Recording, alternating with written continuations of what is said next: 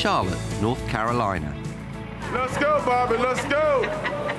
What's up, what's up, what's up? Let's go, quickly, let's go. Let's go, Harry, let's go. I know your feet hurt right now, girl. Let's go, your feet gonna hurt tomorrow. Come on, fellas, hurry up, let's go. John Bailey's been invited to spend a few days at Olympic High, a 2,000-student school once the worst performer in Charlotte. It's been turned round by Principal Pamela Espinoza, who's keen to keep up the momentum of change. We went from a failing school to a good school, but good is not good enough today. So, what's the problem? The predictions are that the standard of living in America will decrease if we do not pretty dramatically change our educational system. The problem is students are being passive learners versus active learners. And they do a good job of what I call strategic compliance. They do what the teacher has them do and makes them do, but their passions are not engaged.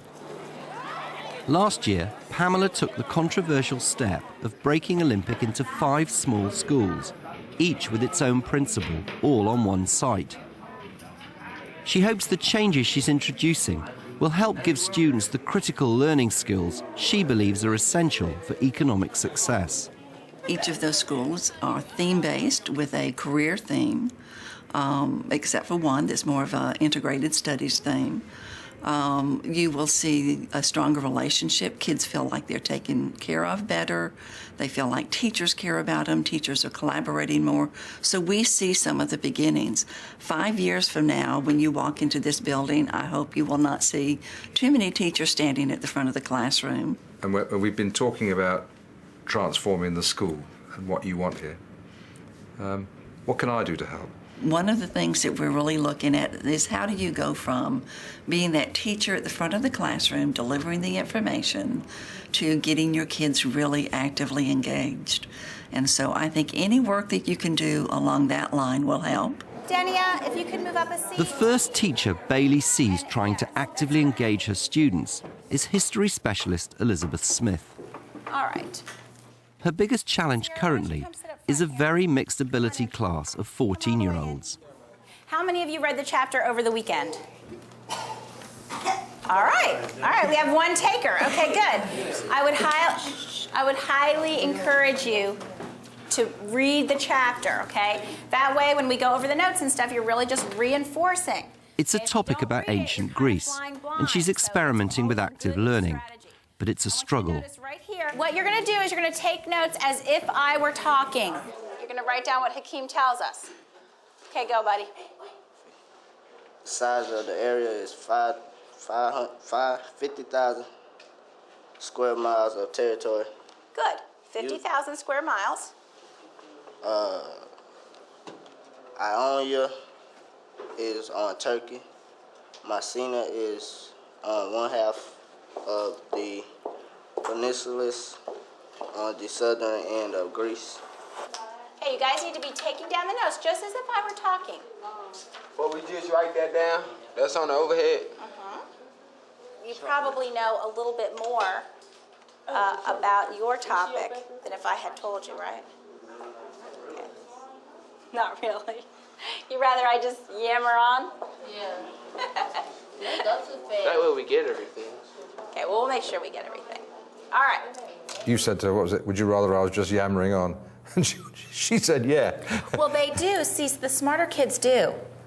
The really smart kids. Give me what I need to know, because I want to buzz through it. I want to read it, and I want to make an A. Go a little slower, okay? And we'll see if we can get it right, okay? The civilization was spread into southern and western Europe, India, and Iran. Chris, and also pause a little bit.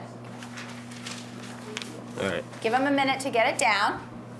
This is something I would like to revisit a number of times and have more student-centered note-giving. Okay, now, I don't think it was a full success, but you could see they actually were starting to gain steam. We're trying to find ways to get these children engaged. What do you think? Do you think it's a new way of learning that's appropriate for everyone? or do you think it's something that we're having to do in order to try and include turned-off kids? I don't know. I don't know. I've tried it both ways. Sometimes I'm surprised by who likes it and who doesn't. I just don't know. I feel that it's worth a try. Okay. Just along the corridor, a first-year history teacher has taken the concept of active learning to another level. Set. Hold it up. Go.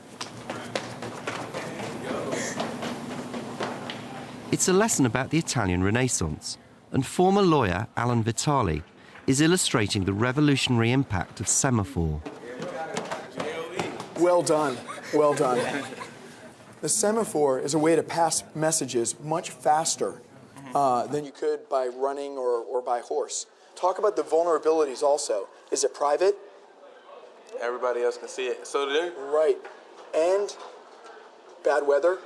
Oh, yeah. Right. When it's raining. Or somebody could sneak in and burn down one of the towers and interrupt the chain, right? Yeah, that's what they did in Lord of the Rings. Tell me why it works. Tell me what you think is powerful about it. I was trying to get something that they could make their own, and kids learn different ways.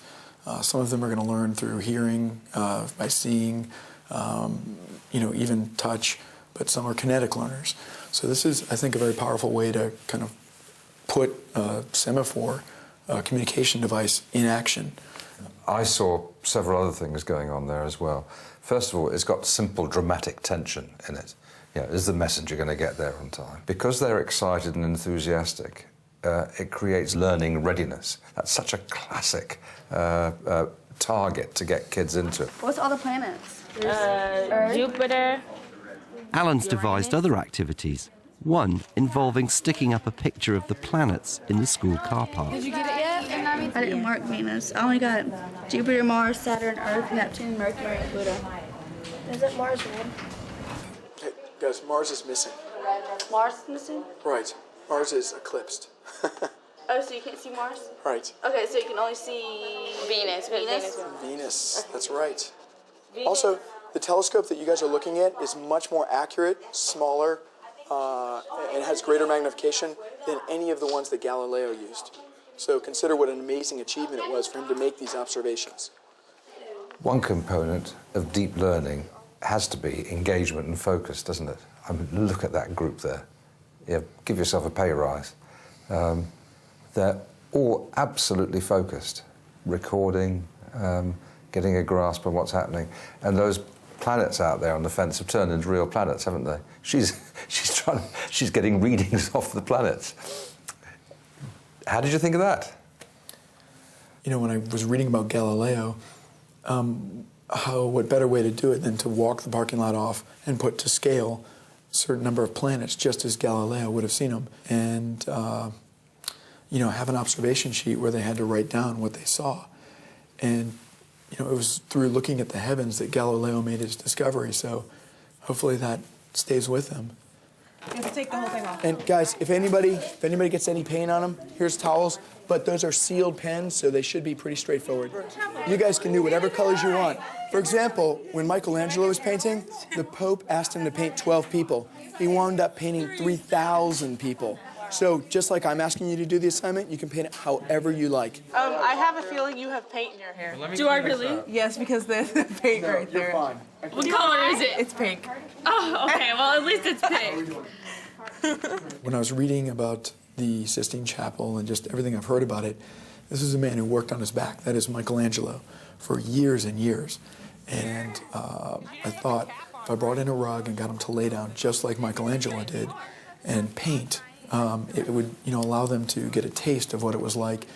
They'll remember what the Sistine Chapel is, rather than me just telling them it's some guy painting a roof of a chapel somewhere.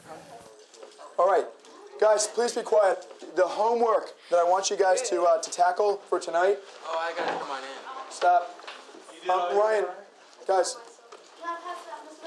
Yes, Shay's going to pass out a homework sheet. Your homework for tonight is to review the Italy fact sheet.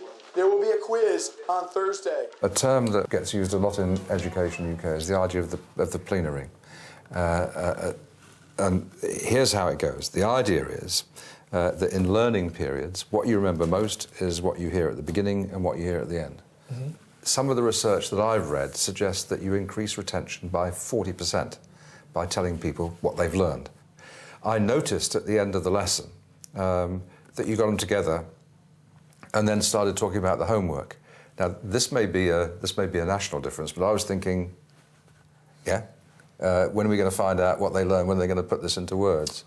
Does that strike a resonance with you? Absolutely, yes. I know what you're saying to be true, and I did not do that. But I realize now in part why I didn't do it. A little sidetracked by what we did talk about. Yeah. But that would have been a powerful way to wrap things up. So if you'll give me just a second here. Number 2, please, I don't like competing, especially with a hoarse voice. Those of you that have your homework, please make sure that you pass your homework up to me. You do not have to walk it up. See you later, Keziah. Bye-bye, Kate. Take care, Jasmine. Thanks for the homework. One of the things that we know from research in the UK is it's often people in their first 3 years of teaching who get the best grades. And I also know that one of the ways that you produce this standard of work is by working... How many hours a day do you work? Wow, quite a few. Go on, put a number, give me a number, do the math. You know, well, I get probably about 3 or 4 hours of sleep. And I'm still taking 2 graduate courses this semester as well, so... Okay.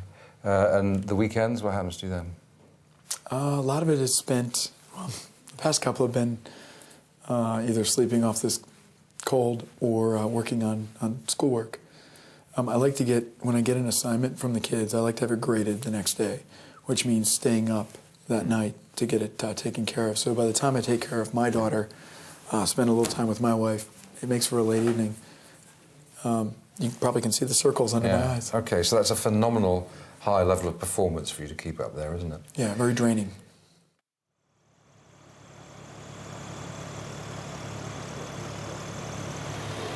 Another day and another early start.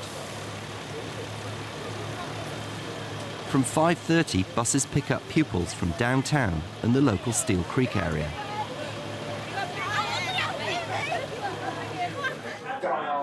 Olympic doesn't have assemblies, but every day starts at 7:15 in the same way.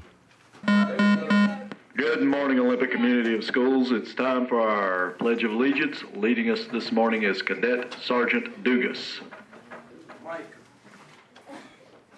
I pledge allegiance to the flag of the United States of America and to the republic for which it stands, one nation, under God, indivisible, with liberty and justice for all.